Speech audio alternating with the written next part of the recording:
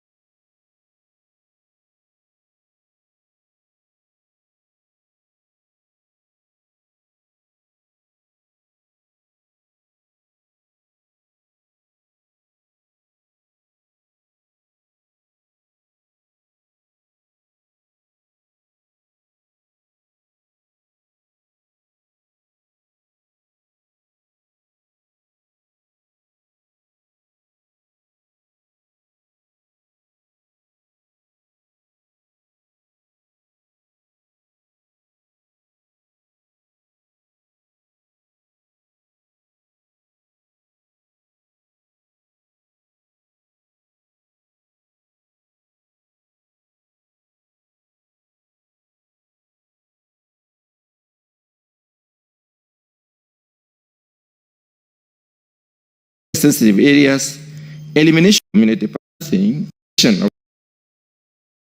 if we die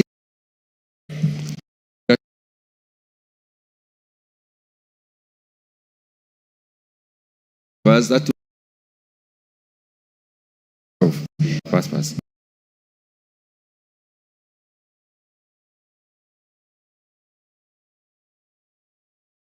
Also to weigh in zoning in this country under the Physical and Land Use Planning Act, which separates land or zones runs into residential, commercial, agricultural, and industrial. However, what lacks, I believe, it's not on general policy on zoning. It's now a policy on specific land that has been zoned for agricultural use, so that that land can be optimally utilized for agriculture, so that within the areas that have been zoned for agriculture, we specifically, or the policy would specifically preserve it for agriculture and have some areas within for settlement. And that policy would really help, because it would mitigate against the effects, the negative effects of the climate change, because a lot of land would be used for agriculture. And also, the services to the people. If like 1,000 acres are zoned for agriculture, and probably people are consolidated within a smaller area of about maybe 5 acres or so, then it will be easy for people to be provided services like roads, electricity, water, schools, and all the other amenities together. And it will be very easy and cheaper even for the government. And all the other remaining land would definitely boost food security, because there will be what we call the economies of scale in terms of production. Honorable Speaker, however, as we also look at this policy, it is the implementation is also subject to the other land regime. The land regime we have in this country, because the ownership is under a different regime. Because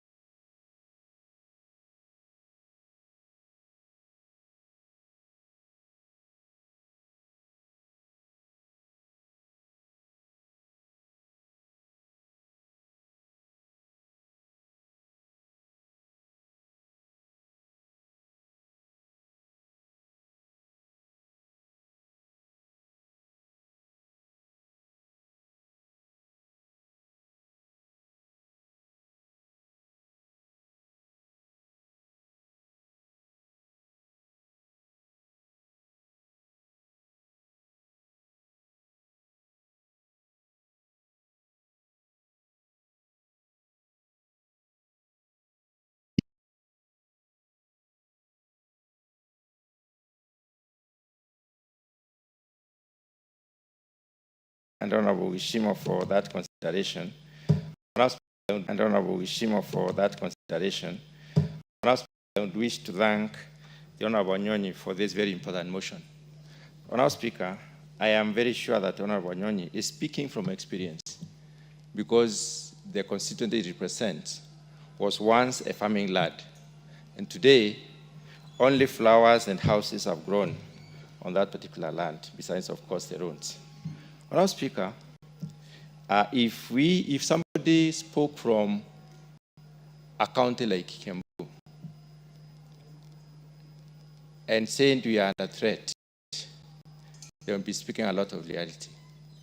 If somebody spoke from a county like Trans Nzoia, for instance, and say that we are under threat as a country because of land subdivision, you will still be speaking the truth.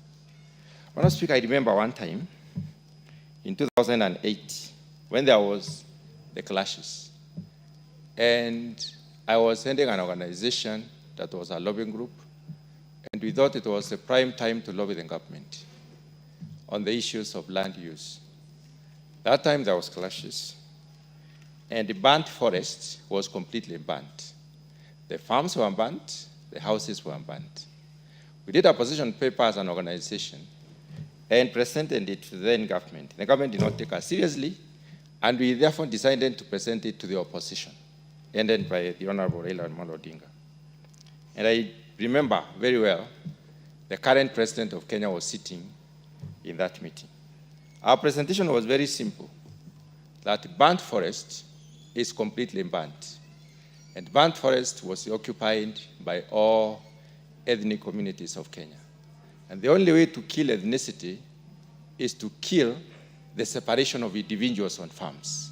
Have a policy for land use, have security system for the land itself and for the crops and livestock on land, and have a policy for the habitation area. So our proposal was, let us bring all these people to one corner of burnt forests. Let us put high-risers as a government. It's a classical example of reconsolidation. And then allow people to ballot for the houses. Then create schools in the neighborhood, create playgrounds in the neighborhood, create communities that are integrated. And therefore, through the balloting, Honorable Speaker, maybe a Kikuyu would have gotten a house in 7th floor, a Luo a house in 6th floor, a Kalenjin a house in 3rd floor, a Kisi a house in 4th floor, and so on and so forth. Nobody would ever have burnt somebody else's house thereafter. And that is the principle, I believe, the Kenya Kwanza government is applying to try and bring people together and avoid spreading horizontally. Because growth vertically is not limited, but growth horizontally is limited in as far as it occupies land. Honorable Speaker, our constitution is very, very, very clear. The Article 60, and I wish to look at the principles of land policy. This article pronounces itself to the effect that it sets the foundation for land reforms by outlining the key principles for land management and administration. Brings out the issue of equity on access to land, which has been overexploited in this country, security of land rights, sustainable and the productive management of land resources, transparent use of, transparent and cost-effective administration of land, sound conservation of ecological sites, ecologically sensitive areas, elimination of gender discrimination in land and property matters, and encouragement of community participation in land dispute. In this policy provision, there is nothing on demarcation of land and specification of use for optimization of economic, benefit from such land. Honorable Speaker, the former speakers have alluded to the way the Constitution describes land. But what have we done as a country since we got the new Constitution? In 2012, we had the National Land Act of 2012, which was enacted basically to give effect to the constitutional provision by revising the consolidation and consolidating various land laws and ensuring sustainable land management. Sustainable land management has the connotation of the user of the land. Honorable Speaker, on community land, there is a Community Land Act of 2016, which basically operationalizes Article 63. And then there is a National Land Commission, which came up in 2012, basically to look at the legal framework for the national land, the legal framework for the commission itself as a government gatekeeper. Honorable Speaker, having said that, we are saying that our constitution recognizes the importance of land and the importance of organizing ourselves in terms of the user. I like this particular motion because it brings about land and agriculture and combines the two very well. I would say that it is important because agriculture happens on land, and very little agriculture, what is called hydroponics, may happen outside land, but all the agriculture as we know it happens on land. So if we do not use land sustainably, it therefore implies that we jeopardize the possibilities of the future generations to benefit from the land as a resource and as a provision. So this relationship on land itself and agriculture is very, very key. And I want to loop in the issue of environment. Environment happens also on land. And the land management has a connotation of improvement of the environment. Honorable Speaker, as a country, we have hinged a lot more on segmentation, on subdivision, on monetization of land. The predicament we are in is that we do not look at land in view of its user. There is documentary evidence, which is empirically proven, that about 16 to 17% of land in agriculture is available for crop production without requiring irrigation. What that means is that we can only grow crops in about 17% at most without irrigation, either supplementary irrigation or entire infrastructural set of irrigation. Honorable Speaker, what that tells us is that we need to be extremely careful. But then let's look at where is that 16% or 17% of agricultural land. It is around central Kenya, it's in the Western Islands, it is in the southwestern islands, and around Mount Kenya region. Honorable Speaker, that land has been put into alternative use. And I would like to say this, that whenever we put up a building, a brick building or a stone building on land, we deny agricultural use for that land for more than 100 years, unless some deliberate effort is put in place to demolish, carry away the rock, and then rehabilitate the soil. So, Honorable Speaker, I hate to interrupt you, but based on the places you've mentioned, what do you say about the deliberate policy then of or unclassifying lands in Nyanza, Western Kenya, where we were told we couldn't do coffee, yet coffee can do very well in Western Nyanza. We were told we could not do crops because they are, in quotes, white crops. How does that add into what you're debating now? Honorable Speaker, agriculture is professionally organized in the sense that there is clear identification of the agroecologies in Kenya. There are about 7. In those agroecologies, there is also the linkage between the agroecological zone and the crops and livestock that can do well in those, that can optimize the use of those zones. So most of the areas in this country can be used for specific purposes based on the degree of optimization and the correctness of linkage. Now, we are discovering slowly that the greater Rift Valley can be used for coffee production. We're also discovering that Nyanza, some parts of Nyanza can be used for coffee production. But this was not there in the past, has not been exploited as it were. As advancements have gone on research, in terms of producing relevant varieties and cultivars that would suit a given area, then we give such areas some relevance in terms of productivity. So it is possible to use such land for that particular purpose. Honorable Speaker, when did we go wrong?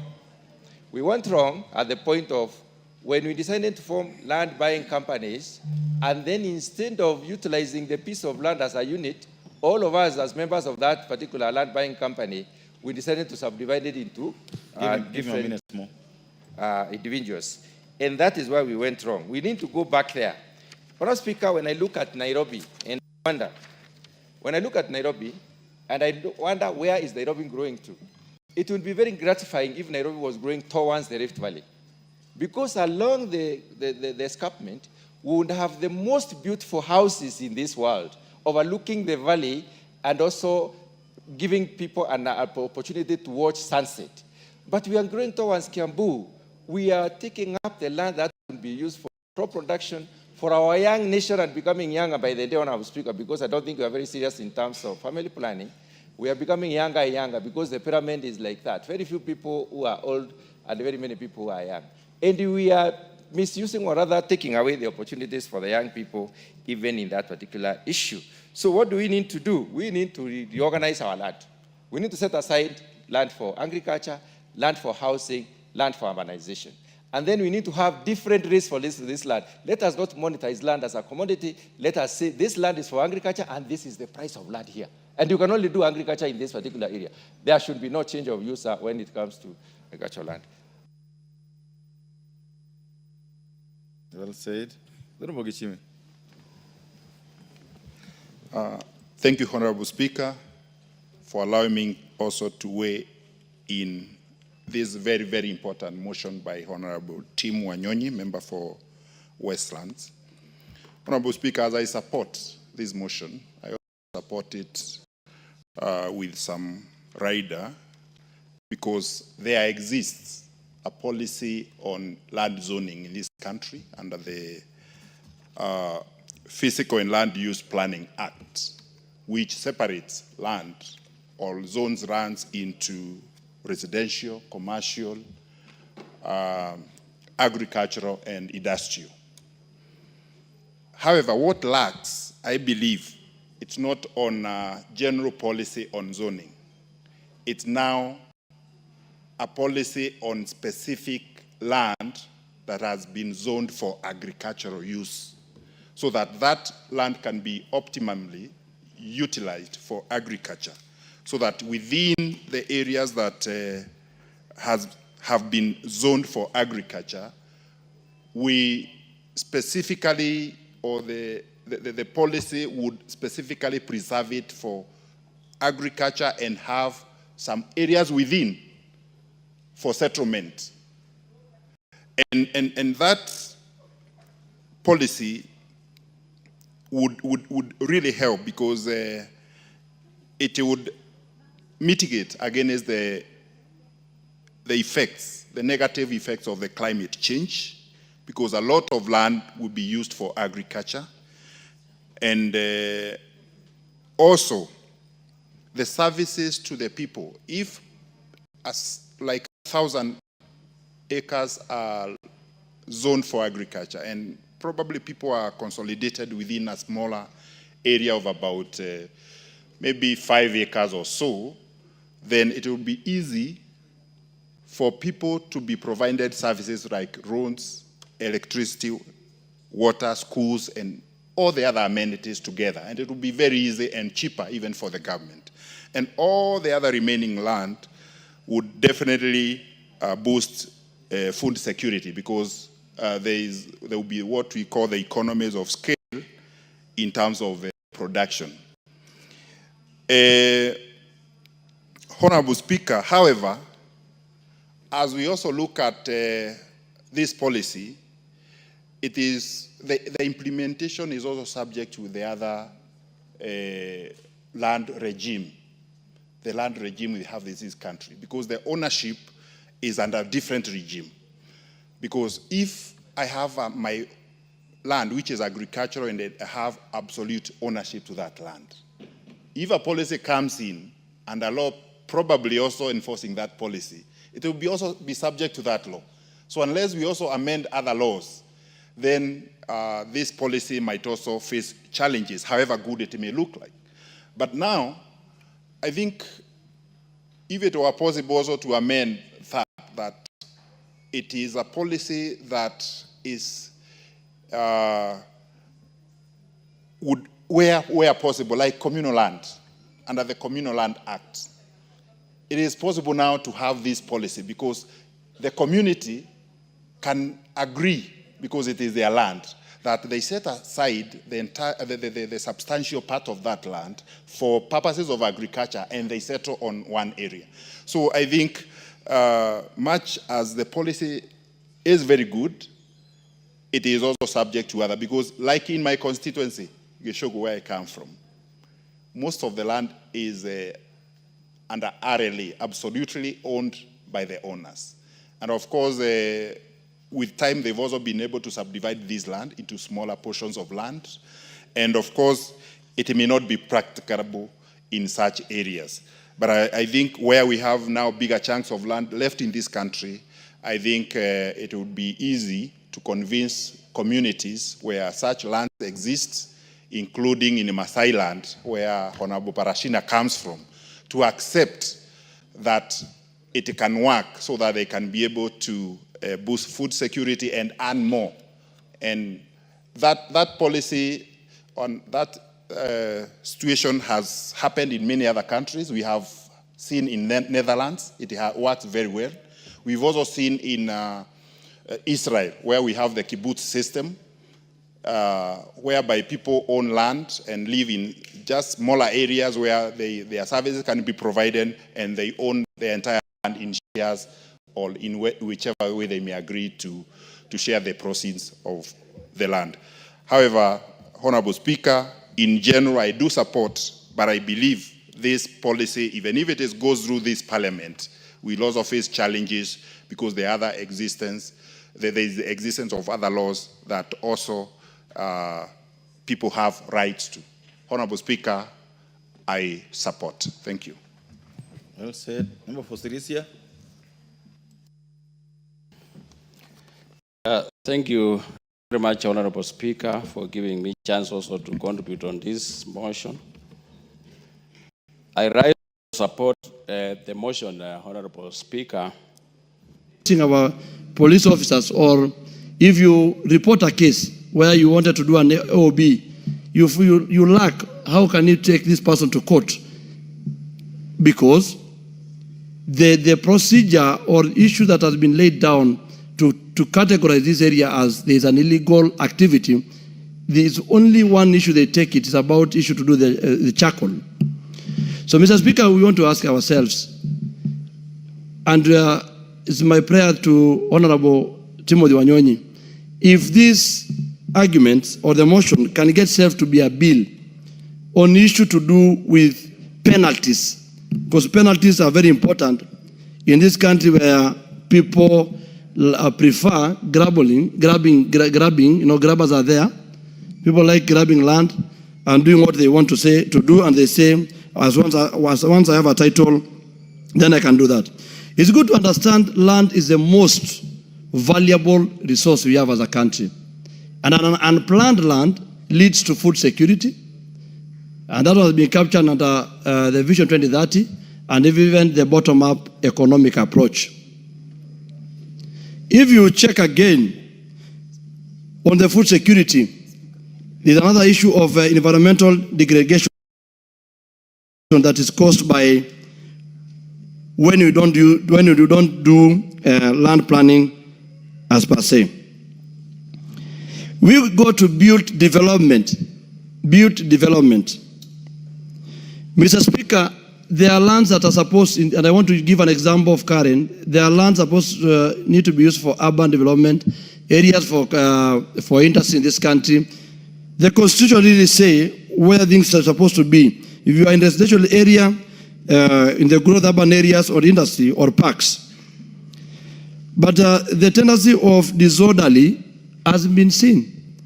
Today, if you go to a place like Karen and you go to history, for those who have been reading books, the Karen Blixen history, where you could not have been able to settle in Karen in half an acre. Or you cannot be able to come and do 2 units in a quarter land in Karen. But basically now, it's no longer there. The value of even saying I stay in Karen is no longer there. The senility itself has been destroyed. Why has it been destroyed? Because people are just not following what is there. The Karangata Association is there, trying to do whatever they can, but now the law is limited to them. Mr. Speaker, it's good to understand zones help this country to get what is called public utilities and even schools. And therefore, when Honorable Nyonyi is coming with this motion, it is touching all members here.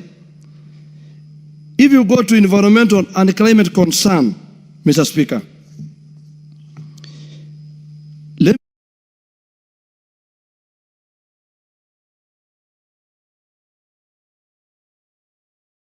go the entire Kajiado County, because I'm saying we are arid and semi-arid areas.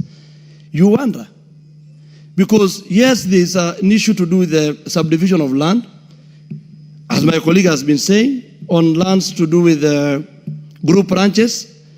We set land for commercial, for issue to do with the settlement, and we do land for agriculture, and then we do the land for conservation. Now people in Nairobi, those guys who call themselves big giants, they come, they buy land as like shares or whatever they want, they call them. They buy a big size of land.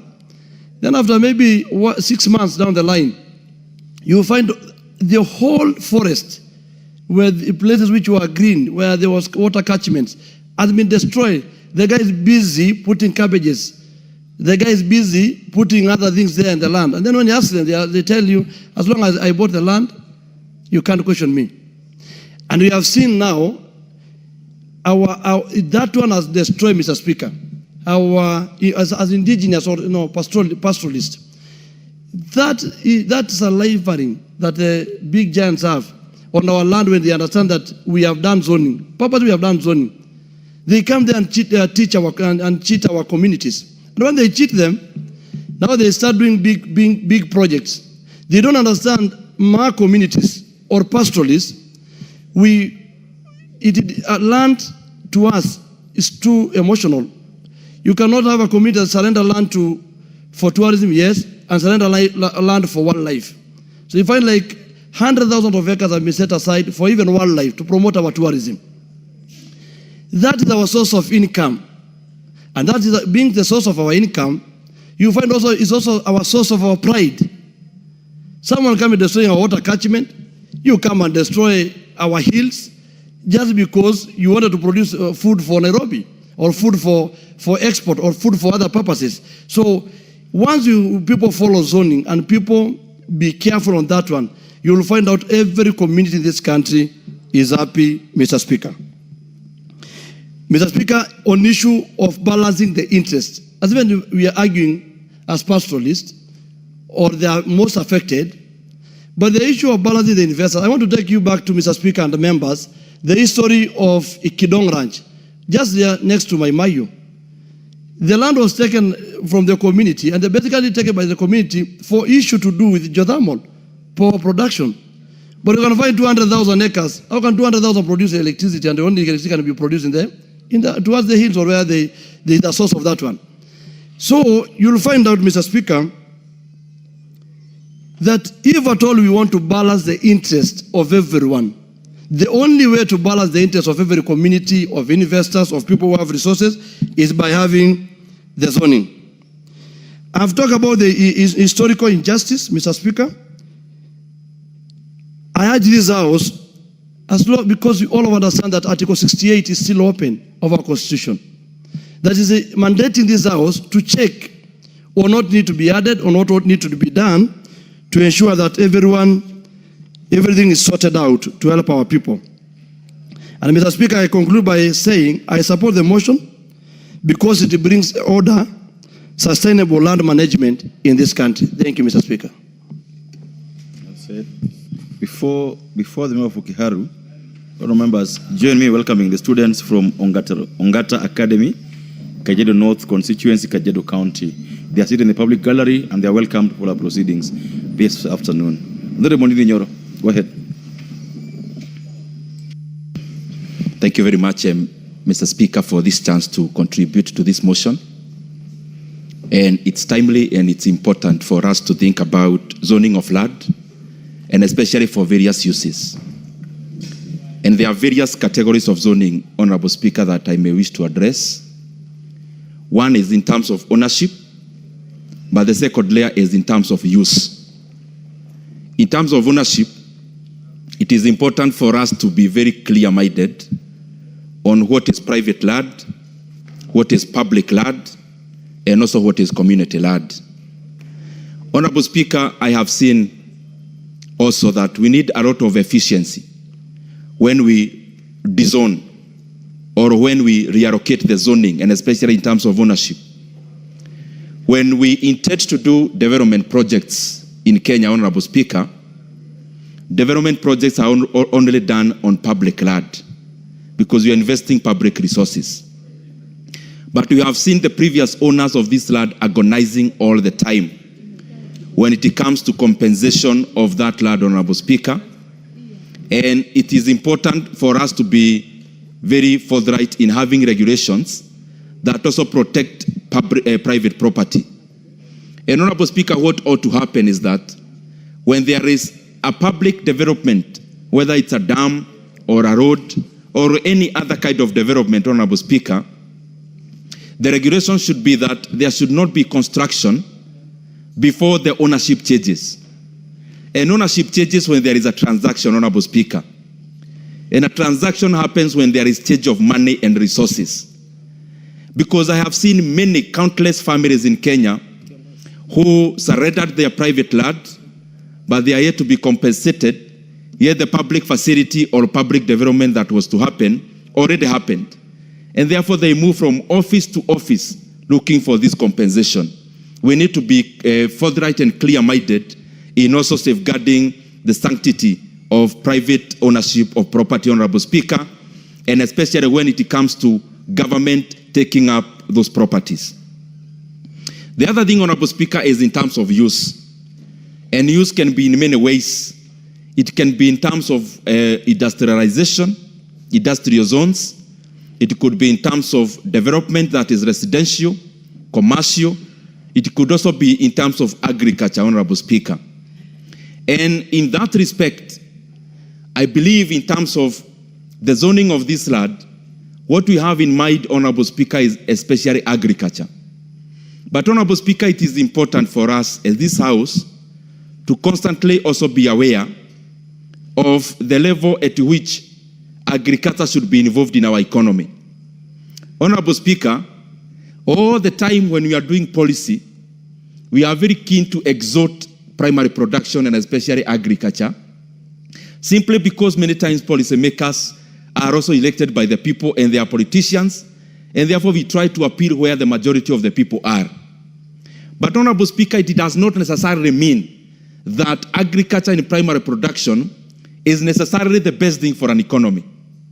Honorable Speaker, actually, when you are defining a developed country would be like the OECD countries, Honorable Speaker, like the US, the UK, most of the Europe countries, and currently, of course, having Asia in it, Honorable Speaker.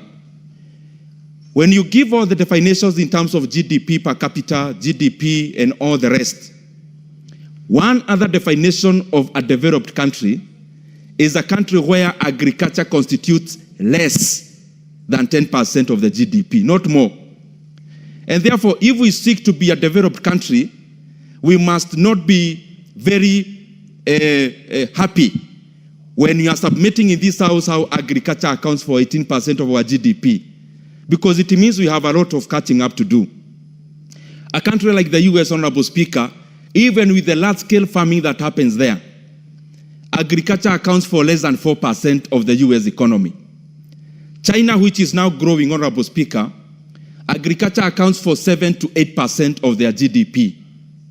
More interestingly, Honorable Speaker, a country like Germany, the involvement of agriculture to GDP is 0.97%. And, Honorable Speaker, it is actually below 1% in many of those OECD countries. And therefore, it calls us on one thing also to reflect. Why is that so? Why should agriculture not account for 10% of the GDP in a developed country? It is because many times also we confuse agriculture and farming. Honorable Speaker, agriculture is a chain. It is a chain that starts from farming. What we do mostly here is actually farming. And then we call it agriculture. Because the value chain across agriculture, farming alone accounts for around a quarter, 25% only. The other thing, Honorable Speaker, that we have to be aware of is productivity. The reason why many countries promote manufacturing and they also promote tertiary production, and especially in regards to technology, is in terms of what we call productivity per worker.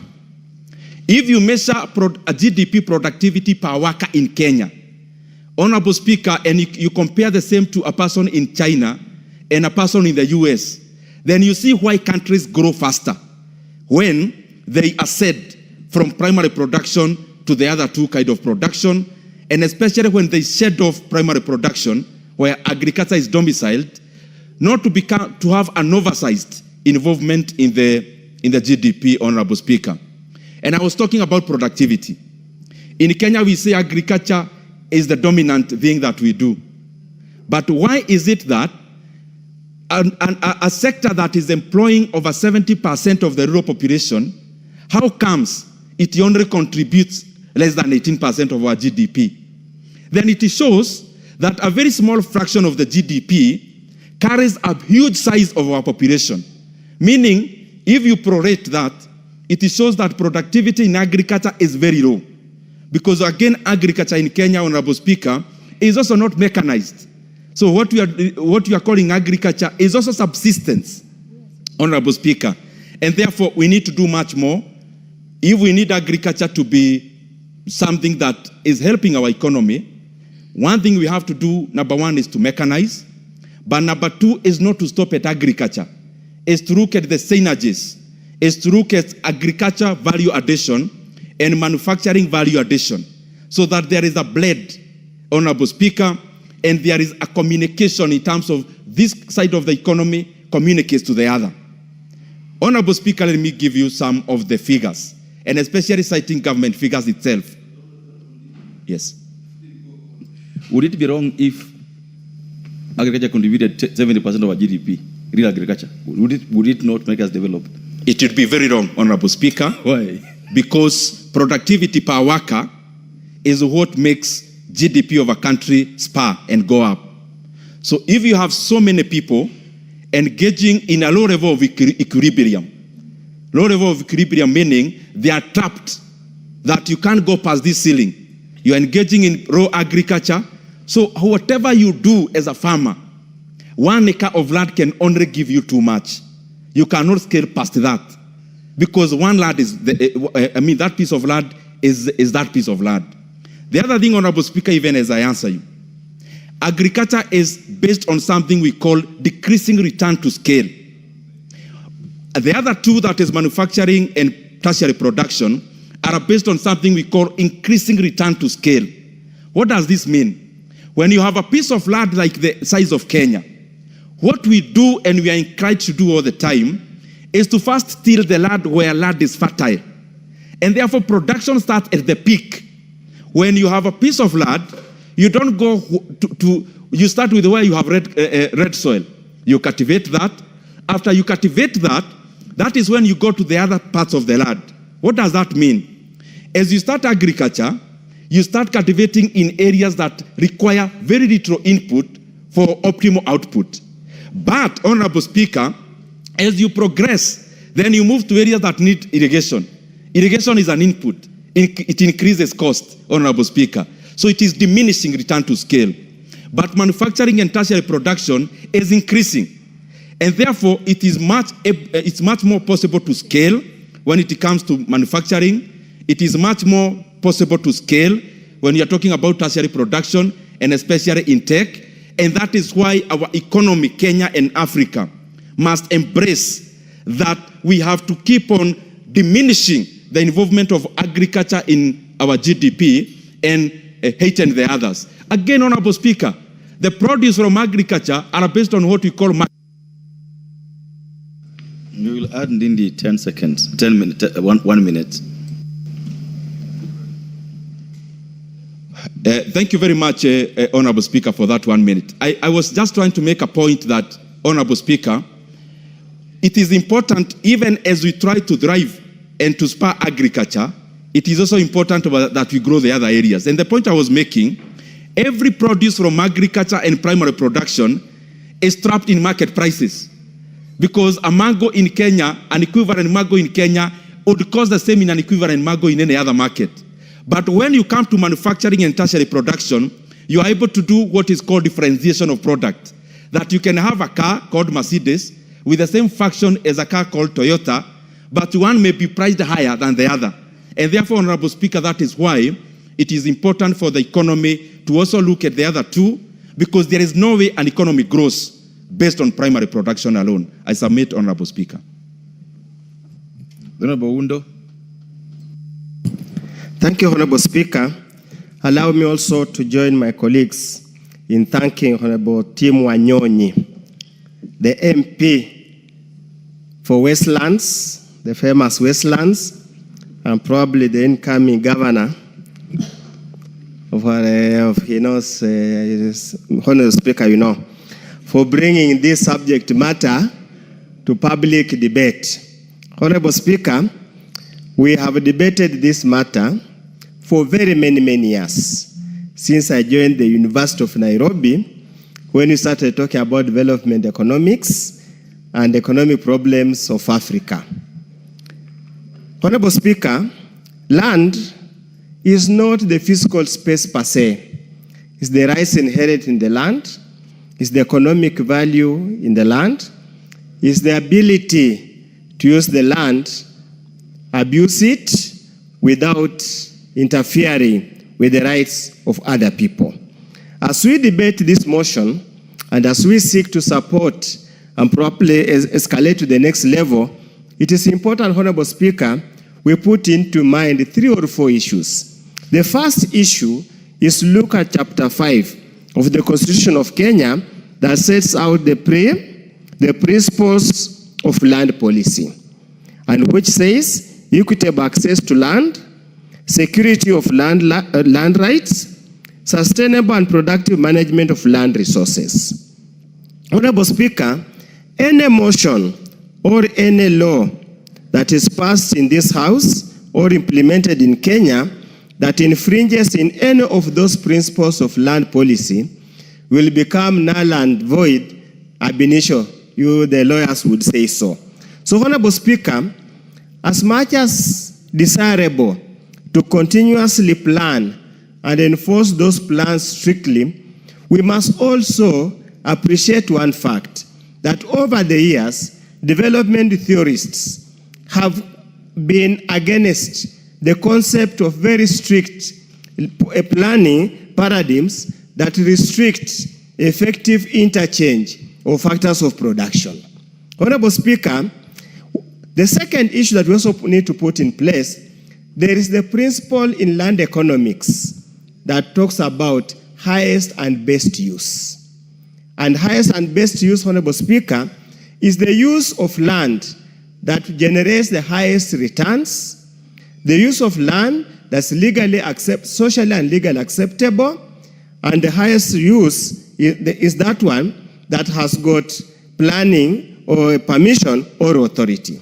So, Honorable Speaker, we have debated this matter, and this debate emanated from the conversion of coffee farms in Kiambu into residential areas. We have done numerous studies. When I was a lecturer at the University of Nairobi, I supervised very many undergraduate students, master's students, and PhD students who delved in this matter exhaustively. And the conclusion was so simple. In order to safeguard economic rights as enshrined under Article 43 of the Constitution, any planning or any zoning ordinance that do not allow conversion of any piece of land to achieve HBU will be indiscriminatory, will be infringing in basic human rights, and will be against Article 43 of the Constitution. So as we debate this matter, Honorable Speaker, and as Tim Wanyonyi escalates this forward, I need him to put that into mind. Honorable Speaker, it's because of the conundrum brought about by that particular theoretical and practical and economic argument that we have not even been able as Parliament to effectively enact some of the legislation that were required, for example, to set the minimum and highest land holding sizes in a particular area. Simply because holding capacity, productive capacity vary from one region to another. So as we debate the practicability of implementing this particular motion comes into question and debate. I totally agree that the way we are doing parcellation, subdivision of land in this country, we are ending up into unsustainable parcels of land for agriculture purposes. If you travel all over the world, be it South Korea, be it in Europe, all over, there seems to be a concept of settlements and the large concentrated settlements and large parcels of land left for purposes of agriculture. That's laudable. But for us, Kenya, what is the per capita income? Or what's the GDP per capita coming from agriculture? And as Honorable Ndini Nyoro has said, it's much, much lower than even the service sector, the manufacturing sector, and other sectors. So the question is, can we continue to reserve large tracts of land for agriculture if we do not increase per capita, GDP per capita at purchasing power parity for land for agriculture sector? With those very many remarks, I would have wished to probably give you a lecture that takes 4 years in land economics. But for now, I allowed him for this effort. It has brought the debate to the fore. Thank you, Honorable Speaker. Thank you. Honorable Speaker, I rise pursuant to Standing Order 95, reading the mood of the House and seeing that all are in support. Can we seek for the mover of the motion to reply? Oh, really? Is it the mood of the House that the mover replies? Just 1 minute if I can get. Looking at the time there, if you got a minute, then you won't be able to reply. So if we could ask Honorable Wanyonyi to reply.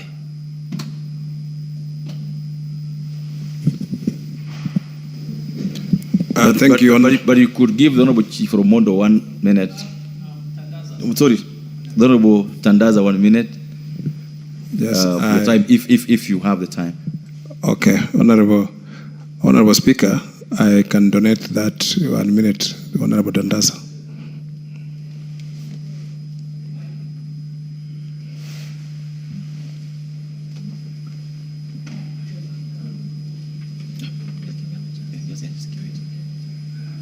Give you a minute. Asante Mheshimiwa Spika kwa fursa hii. Kwanza ni kutoa shukurani kwa Mheshimiwa Tim Wanyonyi, Governor anayetarajiwa kwa kuleta mswada huu muhimu. Nitakuwa mfupi, haswa hili swala la wakati ardhi inachukuliwa na watu hawawezi kulipwa wakati imebadilishwa. Nikiwa hapa ninajua kwamba kuna ile barabara pale ambayo imejengwa inaitwa Dongo Kundu, ambayo ilichukuliwa, ilikuwa ni mashamba ya watu, ikafanywa barabara, ikageuzwa matumizi, na mpaka sasa hawajapata ridhaa, na ile hali barabara inaendelea, ishafunguliwa na watu wanatumia. Kwa hivyo wakati tumefanya hizo taratibu, ni lazima pia sheria ifuatwe wakati hayo mageuzi yanafanywa, ili wananchi wasiweze kukandamizwa. Asante Mheshimiwa Speaker. Thank you. Honorable Wanyonyi. Thank you, Honorable Speaker. Honorable Speaker, first I want to thank all members who have contributed to this motion. Mr. Speaker, you can see how land use, if properly put to use and properly have proper guiding policy and regulation, it can we can maximize on the land use, not just on agriculture, as has been said by various speakers, Madam Honorable Speaker, but for many other uses, including industrialization and settlement. So that, Honorable Speaker, when there's a policy guideline, it will inform those who are interested in development that land in particular areas is set aside for particular use. For example, industrial estates or any other, or urban development, housing, and others, Mr. Speaker. So land is a resource that, Lord Mr. Speaker, it is diminishing, and sometimes we have to be very careful how to plan. Even sometimes I see, like in Nairobi, Honorable Speaker, there's no more land even for putting up public utilities like schools and even markets, because the land has been used in a very haphazard manner. And when you go to big cities like London, you will still find spaces of land within the city, Mr. Speaker, which have been set aside for recreation and other purposes. So it is always good to have proper fiscal planning and others, and a proper use of land, so that it can be they can get maximum use of it. Mr. Speaker, I beg to reply, and thank you very much. Thank you, members. The decision on this motion will be made the next time it appears in the order paper. And all members, time now being 1 p.m. This House stands adjourned until today, Wednesday, the 24th of September 2025 at 2:30 p.m.